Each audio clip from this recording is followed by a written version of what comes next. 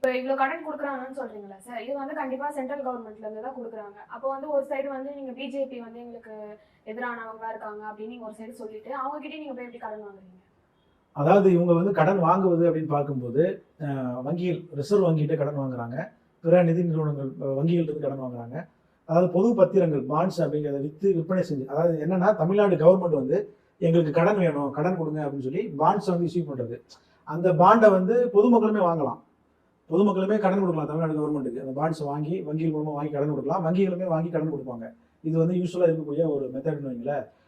இப்படி வாங்கக்கூடிய கடனை வந்து அவங்க குறிப்பிட்ட நாட்களில் அடைக்கணும், குறிப்பிட்ட பெர்சன்டேஜ் முதல்ல அசலை வந்து கொடுக்கணும், வட்டியும் சேர்த்து வந்து கொடுக்கணும் அப்படிங்கிறது தான். இப்போ நீங்கள் சொல்வது மாதிரி மத்திய அரசாங்கத்தின் ஒத்துழைப்பு இல்லாமல் இவங்களால இவ்வளோ கடன்களை வாங்க முடியாது. அதே போல எடப்பாடி பழனிசாமி ஒரு விஷயம் சுட்டி காட்டுறாரு, மத்திய நிதி பகிர்வுன்னு ஒரு விஷயம் இருக்குல்ல, மத்திய கவர்மெண்ட் வந்து வரி வந்து நமக்கு பகிர்ந்து கொடுக்கக்கூடிய விஷயம். அது வந்து கடந்த அதிமுக ஆட்சியோட திமுக ஆட்சிக்கு தான் அதிகமாக கொடுத்துருக்காங்க. இப்போ கடனும் வந்து கொடுத்துருக்காங்க. இப்போ இந்த 4.5 லட்சம் கோடி அப்படிங்கிறது வந்து கவர்மெண்ட் நேரடியாக இந்த வாங்கின கடன் தான். இது இல்லாமல் தமிழ்நாடு அரசாங்கத்தினுடைய நிறுவனங்கள் இருப்பாங்கல்ல, பொது நிறுவனங்கள், அவங்க வேற கடன் வாங்கியிருக்கிறாங்க. அந்த கடனை இவங்க அதில் சேர்க்கவே இல்லை அப்படின்னு சொல்லி சொல்றாங்க இந்த சிஏஜி அறிக்கையில். இப்போ தமிழ்நாடு மின் வாரியம் இருக்கு, இந்த மாதிரி அமைப்புகள் இருக்காங்கல்ல, தனியார், அதாவது தமிழ்நாடு அரசாங்கத்தினுடைய பொதுத்துறை நிறுவனங்கள், இவங்களும் தனித்தனியாக கடன் வாங்குறாங்க. அந்த கடனை இதில் இவங்க சேர்க்கவே இல்லை. அதெல்லாம் சேர்த்தா இன்னும் அதிகமான கடன் வந்து இருக்கும். அப்போ என்னன்னா, ஒரு பக்கம் வந்து மத்திய அரசாங்கத்தின் ஒத்துழைப்போடு தான் இவங்களுக்கு கடன் வாங்க. ஏன்னா இவங்களுக்கும் அவங்களுக்கும் அண்டர் கிரவுண்ட் டீலிங் இருக்கு. அதனால வெள்ளக்கொடையை கொண்டு போய் பிடிச்சிட்டு போறாங்க. ஆட்சியில் இல்லாதப்ப கருப்பு பலூன் விடுவாங்க, ஆட்சியில் இருந்தாங்கன்னா வெள்ளக்கொடையை ஏன் பிடிச்சிட்டு போறாங்க அப்படின்னா இவங்களுக்கும் அண்டர் கிரவுண்ட் டீலிங் இருக்கு. என்ன விஷயம்னா, இவ்வளவு கடனை வாங்கி இவங்க என்னென்ன இன்ஃப்ராஸ்ட்ரக்சர்லாம் டெவலப் பண்ணாங்கிறதா தெரியல.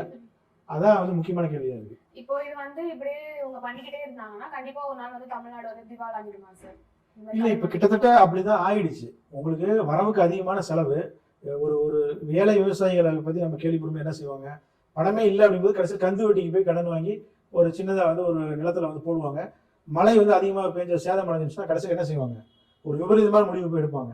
அந்த மாதிரி ஒரு நிலைக்கு தான் தமிழ்நாட்டை திமுக இந்த அரசாங்கம் வந்து கொண்டு போயிருக்காங்க. இவ்வளவு கடனை வாங்கி இது எல்லா சாதாரண பாமர மக்கள் தலையில தான் விடும். ஒரு பெரிய பணக்காரர்கள் இதெல்லாம் பாதிக்கப்படவே மாட்டாங்க. ஏன்னா வந்து ஒரு பெரிய காம்ப்ளெக்ஸ் உரிமையாளர் வச்சிருக்கிறாருன்னா ஒரு கமர்ஷியல் டேக்ஸ் இன்க்ரீஸ் பண்ணும்போது அவர் வாடகையை ஆட்டோமேட்டிக் இன்க்ரீஸ் பண்ணிட்டு போயிடுவாரு.